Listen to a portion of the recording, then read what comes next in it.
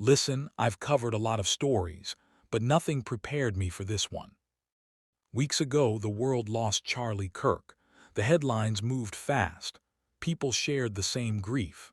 But as I watched the footage and the fallout, something in my gut kept saying, this isn't adding up. I don't say that lightly. I'm not here to stoke rumors. I'm here because when you look closely at what was released and at what wasn't, questions pile up faster than answers. It started small, a speech, a routine event at Utah Valley University, cameras rolling, people cheering, then a single instant that changed everything. In the raw clips you can still find online, there's a moment of stillness, not chaos, not yet, just a pause, a glance, a tiny movement in the crowd that most people miss the first time around. Then came the name everyone now knows, Tyler Robinson. Headlines called him the suspect. Social feeds plastered his face.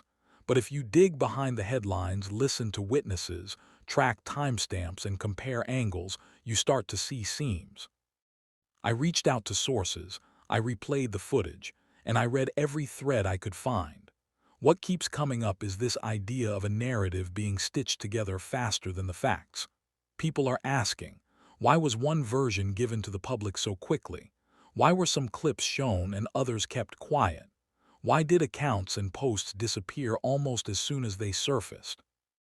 And that's where the story shifts from tragedy into something more complicated. A well-known commentator, someone who once stood shoulder to shoulder with Charlie, publicly said what a lot of people were only whispering. She didn't accuse anyone outright. She asked questions, tough ones, questions about motives, timing, and whether the public had been handed the whole picture. When someone with a platform says the timeline doesn't fit, the internet listens. The reply was immediate. Threads spun up, hashtags trended, and people began sharing screenshots, blurry photos, and off-camera observations. Some posts suggested odd overlaps in people's movements. Others pointed to sudden staff changes and strange communications in the days before the event. I want to be clear, much of this is unverified chatter. That matters.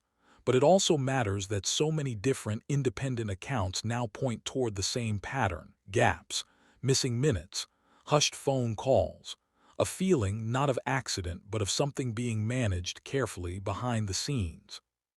People online are split.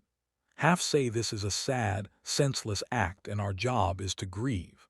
The other half say the grief is being used to close a story quickly, to push a tidy narrative that leaves uncomfortable questions untouched. Where I stand, I want the truth. I don't want speculation to run wild, but I don't want silence either.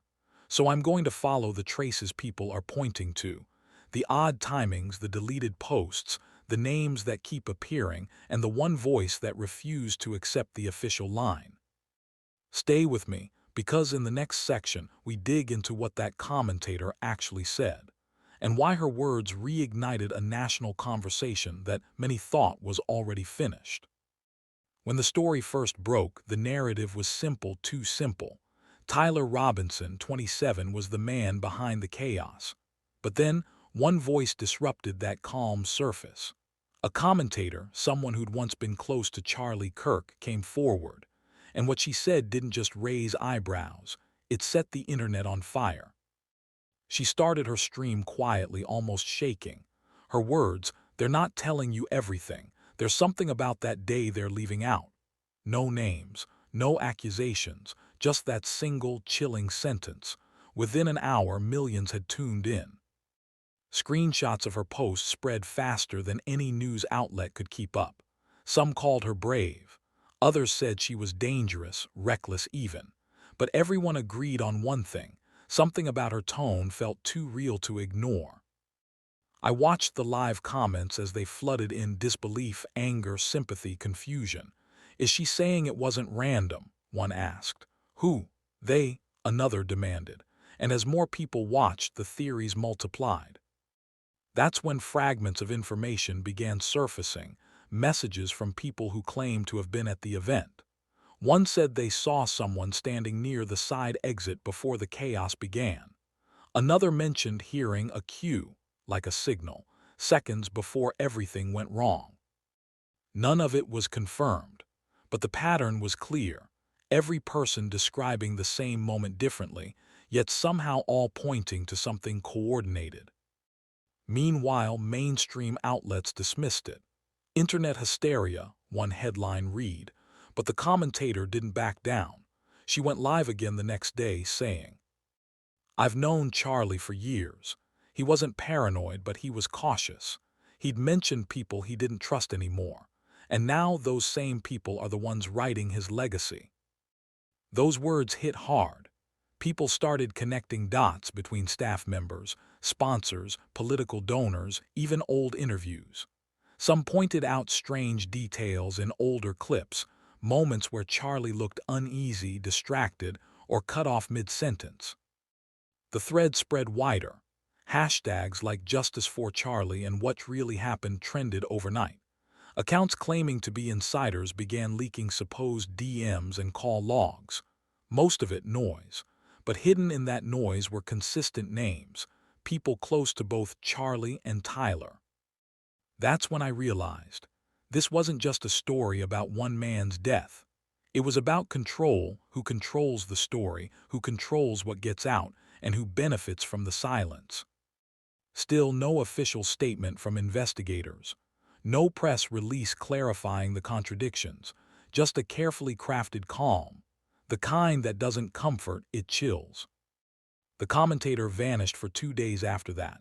No posts, no streams. Her last tweet before going silent simply said, "They've contacted me. If I disappear, remember what I said."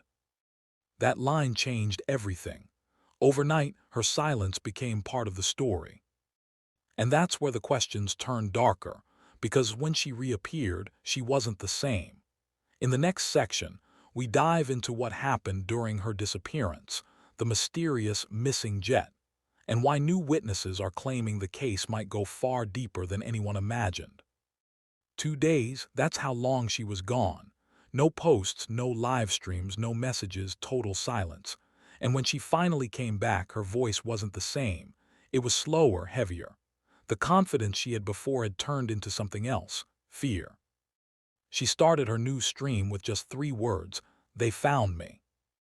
No intro, no setup, just that. The live chat exploded instantly. People begged her to explain. Some thought it was a stunt, others said she'd been threatened. But then she dropped something no one expected, a reference to a missing private jet. According to her, 2 nights before Charlie's death, a jet registered under a shell company left from Phoenix. Its flight path went dark somewhere over Utah airspace, and for 12 hours there was no official record of its landing. When the jet reappeared on tracking data, the registry had been changed, the pilot's ID scrambled, and all passenger information locked under federal restriction. Coincidence? Maybe. But what made this detail explosive was who she said might have been on that plane. She didn't name names directly, but she described one passenger as a familiar face with powerful friends and something to hide. The audience knew exactly who she meant. Clips of her hints spread across social media like wildfire. People were pausing, rewinding, comparing timestamps, trying to decode her every sentence. Then came the eyewitnesses. One airport worker claimed he saw the jet land off schedule, with tinted windows and extra security. Another said he overheard a phone conversation that included the phrase, "It's done." Each account was vague, unverifiable, but together, they painted a pattern that was hard to ignore. Meanwhile, more footage surfaced from the day of Charlie's death. Someone slowed down the crowd video and noticed a man wearing an earpiece near the main exit, standing still even as panic broke out. It's subtle, but it's there. And now that clip has over 2 million views. Then another twist. Tyler Robinson, the man accused, had supposedly acted alone.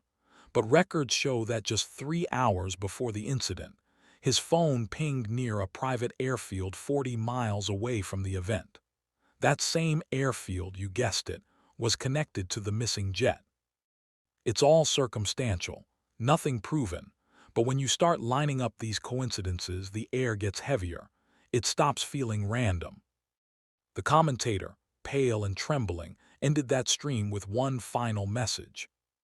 They said if I keep talking, they'll make it look like I was part of it too. After that, her account went offline again, this time for good. Since then, independent investigators have tried to trace the flight records, but every request gets denied. Official reports stay sealed, and public records now show the case as pending review. But that word pending has started to mean something very different in this story. Because every time someone tries to close it, another clue appears, another silence breaks, and another person disappears. And in the next section, we're going to connect it all. The cover-ups, the broken friendships, and the strange link between Tyler Robinson, the commentator, and the people who still refuse to speak. By the time the dust started to settle, 3 people had gone quiet permanently. The commentator, the airport worker who mentioned the off-schedule landing, and a security guard from Utah Valley University who reportedly filed a statement that no one has seen since. It's like someone was cutting threads, one by one. Tyler Robinson, still behind bars, hasn't spoken publicly. His lawyers claim he's under a strict communication blackout, but a leaked letter, allegedly from him, surfaced online last week. In shaky handwriting, it said, "They promised me it was a message, not a death." Those 12 words tore the internet apart. If they're real and no one's proven they are, it means Tyler may not have acted alone. That the message he was told to send went much further than anyone imagined. And that brings us back to the people pulling the strings. Because buried beneath the noise, one constant remains. Every name that surfaces has ties to the same inner circle. People with money, reach, and motive. People who would rather rewrite history than be part of it. A journalist I spoke with, someone who's been following the case from the start, told me something chilling. It's not that the truth is hidden. It's that it's too visible. Too many people have seen pieces of it, and that's what scares them. Think about that. A truth so scattered, so public, that silencing it completely becomes impossible. So instead, they flood the web with distractions, misdirection, and false leads until nobody knows what's real anymore. And that's where we are right now, trapped between fact and fiction, between what we saw and what we're told we saw. As for Charlie Kirk's death, official investigations are still ongoing. But new witnesses claim there were others involved, people never named in any report, people who might have been on that plane, people who are now suddenly unreachable. It's a loop. Every answer leads to another question. Every revelation leads to another silence. And maybe that's the plan, to make us doubt everything until the truth no longer matters. But here's the thing, people do care. They still watch. They still ask. And no amount of case closed headlines can erase that. So what do we do with that? We keep looking. We keep asking. Because stories like this don't die, they just get buried under layers of noise. And if even one detail here turns out to be real, it means someone out there knows far more than they're willing to admit. If you've followed this story till now, thank you. But don't just scroll away. I want to hear your thoughts. Do you believe Tyler Robinson acted alone, or was he just a pawn in something bigger? Drop your thoughts below. Hit like if you want me to dig deeper, and subscribe because the next episode, what insiders are calling the rehearsal theory, might be the most unsettling one yet.